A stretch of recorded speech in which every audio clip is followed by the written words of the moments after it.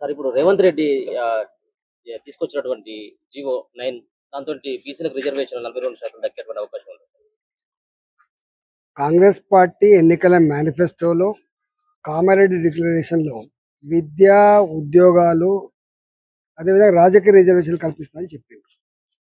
సరే, ఇప్పుడు జరుగుతున్న చర్చ రాజకీయ రిజర్వేషన్లు సర్పంచ్లుగా, ఎంపీటీసీలుగా, ఎంపీపీలుగా, జెడ్పీటీసీలుగా, జిల్లా పరిషత్లుగా నిన్న వారు 42% చేశారు.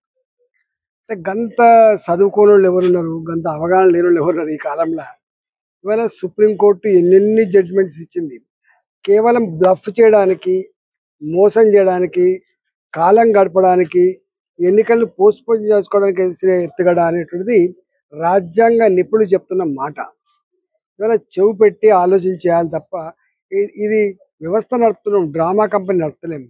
కాబట్టి నేను అంటున్నా, నువ్వు సమగ్రమైన రిపోర్ట్ సబ్మిట్ చేయకుండా, కోర్టులను చట్టబద్ధంగా నువ్వు కన్విన్స్ చేయకుండా ఇది అయ్యే ప్రసక్తి లేదు. కాబట్టి నువ్వే అనుకుంటున్నావు నేను పోయి చీఫ్ జస్టిస్తో మాట్లాడతా అంటే ఏమన్నా భూలపైరలా ఇది?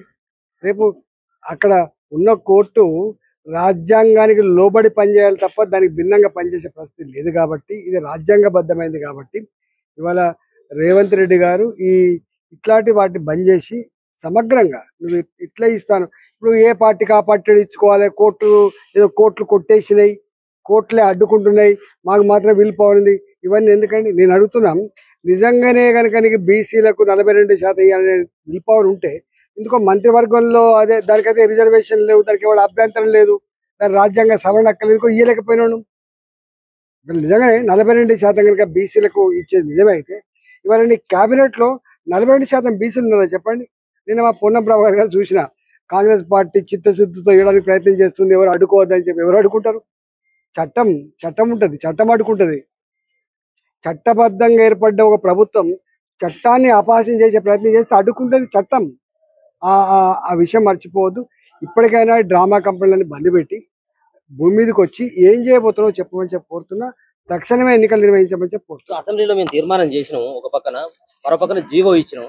కానీ 9th షెడ్యూల్ లో మాత్రం చేర్చేది బీజేపీ పార్టీ బీసీలు మోసం చేస్తుంది. ఒకసారి తమిళనాడుకు పోయి అక్కడ విద్యా ఉద్యోగాల్లో 69% రిజర్వేషన్ ఎట్లా సాధించబడిందో స్టడీ చేసుకొని రమ్మని చెప్పండి. ఇట్లా మిడిమిడిగా వాళ్ళు ఇన్ని సంవత్సరాల కాలం పాటు 20-21 మంది రిటైర్డ్ ఐఏఎస్ ఆఫీసర్లను వేసి సంవత్సరాల తరబడి సర్వే చేయించి మొత్తం వాళ్ళ విద్య, ఉద్యోగ, సామాజిక, ఆర్థిక అన్ని రంగాలను పరిగణ తీసుకొని వాళ్ళు చెప్పగలిగితే అప్పుడు సుప్రీంకోర్టు కన్విన్స్ అయింది తప్ప, హైకోర్టు కన్విన్స్ అయింది తప్ప, లేకపోతే లేదు.